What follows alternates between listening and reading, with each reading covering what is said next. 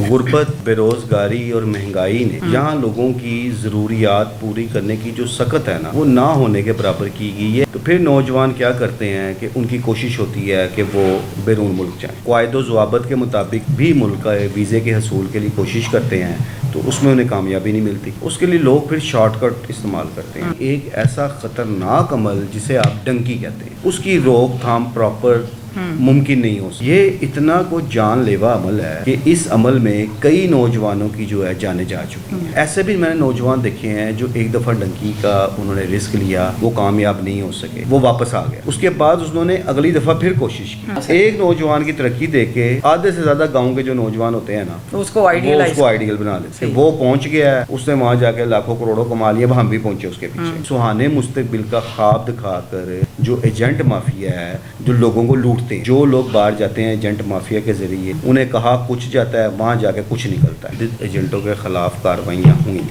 पकड़े भी गए, मुकदमात भी दर्ज हुए, लेकिन ये इतनी बड़ी तादाद में मौजूद हैं कि सारे काबू ही नहीं आते। बिस्मिल्लाहिर्रहमानिर्रहीम। अस्सलाम वालेकुम नाज़रीन, आप देख रहे हैं लीडर टीवी और मैं हूँ समन अरूज। आज 31 जुलाई है, इंसानी स्मगलिंग का आलमी दिन। पाकिस्तान और पाकिस्तान जैसे बहुत सारे अंडर डेवलपिंग कंट्री और उसके साथ साथ बहुत सारे जो तरक्की याफ्ता ममालिक हैं, उनमें भी ह्यूमन ट्रैफिकिंग का ये जो एक आलमी मसला है। और 31 जुलाई का दिन ह्यूमन ट्रैफिकिंग के हवाले से इसलिए मनाया जाता है ताकि अवामुन नास को आगाही मिल सके और इसके साथ साथ इसको रोकने के लिए जो कवानीन बनाए गए हैं, आलमी कवानीन, और हुकूमत पाकिस्तान इस हवाले से जो एक्ट नाफिज किए गए हैं उन पर किस तरह अमल दरामद कर रही है और उन कवानीन के अमल दरामद होने में क्या चैलेंजेस दरपेश है। इस मौजू पर आज हमारे साथ रोज़नामा लीडर के एडिटर खुर्रम पाशा साहब हैं। अस्सलाम वालेकुम सर, आपको खुश आमदीद कहूँगी और शुक्रिया कि आपने अपनी मसरूफियत में से वक्त दिया। क्या कहेंगे सर, ये सिर्फ पाकिस्तान का ही मसला नहीं है, ह्यूमन ट्रैफिकिंग, इंसानी स्मगलिंग, ये जितने पाकिस्तान के साथ एशिया के कंट्रीज़ हैं जिसमें हम देखते हैं इंडोनेशिया है, बांग्लादेश है, पाकिस्तान है, इस तरह के। और अगर मैं पाकिस्तान की यूथ की ख़ास तौर पे बात करूं कि हमारा अगर नौजवान है, हमारा मिडल एज पाकिस्तानी और हमारा सीनियर सिटीज़न, सारे ही कहते हैं कि यहाँ कुछ नहीं है, यहाँ से जाना चाहिए। इस सोच को हम कैसे बदल सकते हैं और इंसानी स्मगलिंग जो कि एक आलमी इशू बन चुका है, इस पर आपकी राय जानना चाहेंगे हमारे नाज़रीन। अच्छा, इसमें ये बड़ा अहम एक इशू है, गो कि ये इंटरनेशनल लेवल पे सारा देखा जाता है, लेकिन हम तो अपने मुल्क के हवाले से बात करते हैं। गुरबत, बेरोज़गारी और महंगाई ने यहाँ लोगों की ज़रूरियात पूरी करने की जो सकत है ना, वो ना होने के बराबर की गई है। एक बड़ा तबका इस वक्त ऐसा मौजूद है जो बेरोज़गारी का शिकार है, क्योंकि यहाँ पे उन्हें मौके ही नहीं मिलते।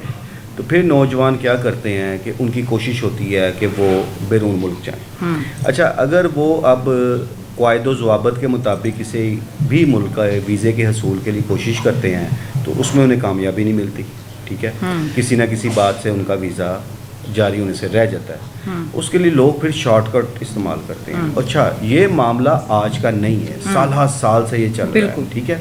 इसके डिफरेंट वेज होते थे और वो चलते रहे वक्त के साथ साथ, लेकिन हुकूमती सतह पर इक़दामात किए जाते रहे, सख्तियाँ की जाती रहीं, कवानीन में सख्ती लाई गई। इसमें जो एक एजेंट माफिया था जो लोगों को बैरून मुल्क भिजवाता था, उनके ख़िलाफ़ कार्रवाइयाँ की गई, तो उससे बहुत सारे ऐसे रास्ते थे इंसानी स्मगलिंग के जो बंद हो गए। लेकिन आज तक एक ऐसा ख़तरनाक अमल जिसे आप डंकी कहते हैं, उसकी रोक थाम प्रॉपर मुमकिन नहीं हो सकी। और ये डंकी का अमल, जो लोग डंकी के ज़रिए यहाँ से ईरान जाते हैं, बलूचिस्तान से, कोयटा से होते हुए तफ्तान बॉर्डर से ईरान जाते हैं, ईरान से तुर्की और तुर्की से फिर वो कोशिश करते हैं कि यूरोप वाली साइड पे दाखिल हो जाएं। ये इतना को जानलेवा अमल है, लेकिन इसके बावजूद जो हैं हमारे जो नौजवान हैं वो ख़तरात से खेलने के पता नहीं आदी हो चुके हुए हैं। उन्हें खौफ ही नहीं आता कि इस अमल में कई नौजवानों की जो है जानें जा चुकी हैं। दूसरी तरफ फिर एक जो आपको पता है कि गुज़श्ता साल भी ये वाक़यात हुए کہ جو لیبیا یا اٹلی سے جو ایک سمندر کے راستے میں جب جاتے تھے تو وہ جہاز ہی ڈوب جاتا تھا پورا تو جس میں سینکڑوں انسانی جانیں ضائع ہو چکی ہوئی ہیں. اب پاکستان میں اس وقت جو ہماری یہ لائن ہے وزیر آباد، گجرات، جہلم، لالا موسیٰ، کھاریاں، منڈی بہاؤدین، ان علاقوں کے جو ایجنٹ ہیں وہ آج بھی سرگرم عمل ہیں. گو کہ اس علاقوں میں متعدد ایجنٹوں کے خلاف کارروائیاں کی گئیں، انہیں گرفتار بھی کیا گیا، لیکن اس کے باوجود یہ ڈنکی والا عمل ختم نہیں ہو پا رہا. اور اس میں ہمارے نوجوان یہ نہیں سوچتے کہ انہیں کن مشکلات سے گزرنا پڑے گا. ان کی جان بھی اس میں جا سکتی ہے، وہ راستے میں زخمی بھی ہو سکتے ہیں اور کئی دفعہ پکڑے بھی جاتے ہیں، ڈیپورٹ بھی ہو جاتے ہیں. ایرانی فورسز نے انہیں پکڑ لیا، کبھی کبھی ترک بارڈر پہ انہیں خدا نہ خواستہ وہ وہاں انہیں جیل بھی ہو جاتے ہیں، پکڑے جاتے اور ہیں، وہ مطلب یا تو عمر قید کاٹتے ہیں یا پھر مار دیے جاتے ہیں. لیکن اس کے باوجود وہ خوف نہیں کھاتے. ایسے بھی میں نے نوجوان دیکھے ہیں جو ایک دفعہ ڈنکی کا انہوں نے رسک لیا، وہ کامیاب نہیں ہو سکے، کسی نہ کسی انداز میں پکڑے گئے یا وہ زخمی ہو گئے، کوئی اپنی ٹانگ بازو توڑوا بیٹھا، وہ واپس آ گیا. اس کے بعد انہوں نے اگلی دفعہ پھر کوشش کی کہ ہم پھر جائیں. اب ہوتا یوں ہے کہ جب ایک پورا جتھا کوشش کرتا ہے جانے کی، قافلہ ہوتا ہے ان کا ساروں کا، جو ڈنکر ہوتے ہیں وہ ان کو لے کے جاتے ہیں. اچھا، ان میں سے کچھ لوگ کامیاب ہو جاتے ہیں. اب جب وہ کامیاب ہو گئے، وہ یورپ کے کسی ملک میں چلے گئے اور اس کے بعد جب وہ وہاں پہ کمائی شروع کرتے ہیں تو پیچھے اپنے گھر والوں کو جب وہ پیسے بھیجتے ہیں، پھر یہاں پہ وہ جائیدادیں بھی بناتے ہیں، وہ ایک ترقی کرتے نظر آتے ہیں. اب ایک نوجوان کی ترقی دیکھ کے آدھے سے زیادہ گاؤں کے جو نوجوان ہوتے ہیں نا، اس کو آئیڈیل بنا لیتے ہیں کہ وہ پہنچ گیا ہے، اس نے وہاں جا کے لاکھوں کروڑوں کما لیے، اب ہم بھی پہنچے اس کے پیچھے. تو یہ ممکن نہیں ہے کہ یہاں پہ اس عمل میں بھی 100% کامیابی ہو. جہاں پہ قوانین میں سختی لائی گئی ہے وہاں پہ ایک پراپر طریقے کے ساتھ جو ڈنکی والے ڈنکر ہیں، ایجنٹ ہیں، ان کے خلاف جب تک ایک پراپر ایکشن نہیں ہوگا آپ انسانی سمگلنگ نہیں روک سکتے. دوسرا اس میں ایک اور غور طلب پہلو جو ہے کہ یہ سہانے مستقبل کا خواب دکھا کر جو ایجنٹ مافیا ہے جو لوگوں کو لوٹتے ہیں، ٹھیک ہے، اور ایف آئی اے کے پاس متعدد درخواستیں اس حوالے سے زیر التواء ہیں، متعدد مقدمات درج ہو چکے ہوئے ہیں کہ جو لوگوں کے ساتھ فراڈ ہوئے ہوئے ہیں. یعنی کہ ایک بندہ پہلے ہی پریشان حال ہے، مشکلات میں ہے، وہ پتہ نہیں کن حالات میں اپنے پیسے اکٹھے کر کے تو وہ ایجنٹوں کو دیتا ہے کہ کسی طریقے سے وہ کسی دوسرے ملک میں چلا جائے اور وہاں جا کے اپنا جو ایک روزگار کا سلسلہ ہے وہ بنا سکے.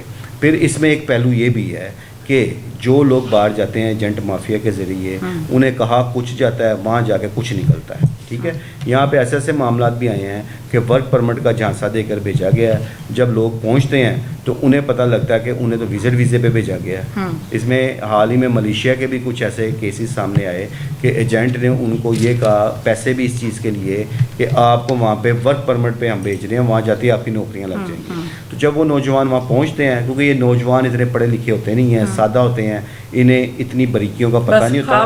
ہاں، جب وہ وہاں پہنچے تو انہیں پتہ لگا کہ وہ ورک پرمٹ تو ہے ہی نہیں، یہ تو وزٹ ویزے پہ آئے ہوئے ہیں، اور پھر وہ وہاں جا کے پھنس جاتے ہیں. اچھا سر، سوال یہ ہے کہ جتنے لوگ جاتے ہیں انلیگل طریقے سے مائیگریشن کرتے ہیں، لیکن وہ تو کسی نہ کسی پرابلم کا شکار ہو جاتے ہیں، یا پکڑے جاتے ہیں، یا ڈیپورٹ ہو جاتے ہیں، یا جیل وہاں کاٹتے ہیں، یا خدا نہ خواستہ اپنی زندگی سے ہاتھ دھو بیٹھتے ہیں. لیکن یہ جو ایجنٹ مافیا ہے، ایک طرف قوانین بنائے جاتے ہیں اور یہ کہا جاتا ہے کہ ان کو امپلیمنٹ کرنے میں بہت سارے چیلنجز ہیں، لیکن جو ایجنٹ مافیا ہے صرف پاکستان میں نہیں ہے، وہ کیوں نہیں پکڑا جاتا؟ اس کو کیوں نہیں، وہ اس میں گرپ میں کیوں نہیں آتا؟ اچھا، اس میں نے کہا کہ متعدد ایجنٹوں کے خلاف کارروائیاں ہوئیں، پکڑے بھی گئے، مقدمات بھی درج ہوئے، لیکن یہ اتنی بڑی تعداد میں موجود ہیں کہ سارے قابو ہی نہیں آتے. یہاں تو نا کہ بہت سارے قابو آ جائیں. جب کشتی حادثہ ہوتا ہے، لاسٹ ٹائم بھی ہوا، اس میں دیکھیں نا آپ، درجنوں گھرانوں کے جو چشم و چراغ تھے اس کشتی حادثے کا شکار ہو گئے. ٹھیک ہے، اور پیچھے ان کے جو خاندان تھے، ان کے گھر والے تھے، ان پہ کیا قیامت ٹوٹی ہوئی تھی اس وقت. اس دوران ذرا ادارے مزید حرکت میں آ گئے، انہوں نے دڑا دڑ ایجنٹ مافیا خلاف کارروائی کی. لیکن پھر میں کہہ رہا ہوں کہ چونکہ سارے ایجنٹ نہیں پکڑے جاتے، یہ کام اتنا زیادہ پھیلا ہوا ہے کہ کہ جو پھر باقی پیچھے ماندہ رہ بھی جاتے ہیں یا جو ایک ایجنٹ پکڑا جاتا ہے اس کی جو شاخیں ہیں یا اس سے جڑے لوگ ہیں وہ اپنا کام کرتے رہتے ہیں. انہیں خوف خدا ہی نہیں آتا کہ وہ کس طرح لوگوں کی جانوں کو جو ہے وہ رسک میں ڈال رہے ہیں. اب یہ جب لاسٹ بھی جو کشتی حادثہ ہوا تھا اس میں بھی کتنے نوجوان تھے جو اپنی زندگی کی بازی ہار کے تھے, منزل ایک سنہرے اور اس میں بہت سارے پلیس بھی بنے. بالکل. تو یہ جو ایک چیز ہے یہ آج کی نہیں ہے, سالہ سال سے چلتی آ رہی ہے اور یہ رکنے کا نام ہی نہیں لے رہی. اچھا سر, ایک طرف وہ لوگ جو باہر جانے کا خواب دیکھتے ہیں کہ پرچیزنگ پار, یہاں پاکستان کی کرنسی ڈی ویلیو ہے, پاکستان میں جو معیشت کے حالات ہیں, جو روزگار کے حالات ہیں, جو پاکستان میں جو ذرائع آمدن ہیں وہ کس حد تک کم ہو چکے ہوئے ہیں. اس وقت جو حالات چل رہے ہیں, بڑے بڑے انڈسٹریل جو لوگ ہیں وہ اپنے کاروبار سمیٹ کے بیرون ممالک میں شفٹ ہو چکے ہیں, ایک بڑی تعداد. ٹھیک ہے, اور ایسے حالات میں جب ایک سرمایہ دار پریشان ہے تو وہاں غریب آدمی کیا کرے گا؟ اور جو غریب آدمی ہے اس کے پاس مواقع ہی نہیں ہے ایسے کہ وہ اپنے بہتر مستقبل کے لیے کچھ کرے. یہ لوگ بھی پھر مجبور ہوتے ہیں اور اپنی مجبوری کے عالم میں پھر یہ اتنے بڑے رسک لیتے ہیں کہ اس میں وہ اپنی جانوں کی پرواہ ہی نہیں کرتے.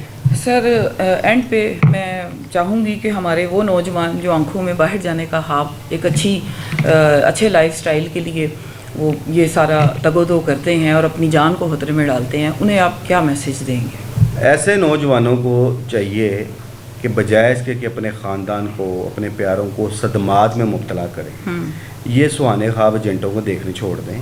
یہ جو وہ شارٹ وے اختیار کرتے ہیں خصوصاً ڈنکی کی شکل میں, ایسے رسک نہ لیں. ان میں بہت کم کامیابی کے امکانات ہوتے ہیں. ٹھیک ہے, اور ایک چیز میں بتاؤں جو میں اپنی آنکھوں سے بھی دیکھ کر آیا ہوا ہوں کہ ترکی میں کے شہر استنبول میں سینکڑوں پاکستانی اس وقت پھنسے ہوئے ہیں کہ جو آگے یورپ جا نہیں سکے اور اس کے بعد وہ ترکی میں اللیگل رہنے پہ مجبور ہیں, چھپ چھپا کر رہتے ہیں. وہاں پہ ایجنٹوں کی زیادتیوں کا نشانہ بھی بنتے ہیں, ان کے ظلم و ستم کو بھی برداشت کرتے ہیں. اور یہ عمل جو ہے سالہ سال سے جاری ہے. خدارا ان چیزوں سے بچیں, ان ایجنٹوں سے بچیں. یہ ڈنکی والے جو راستہ اختیار کرتے ہیں اس سے بچیں.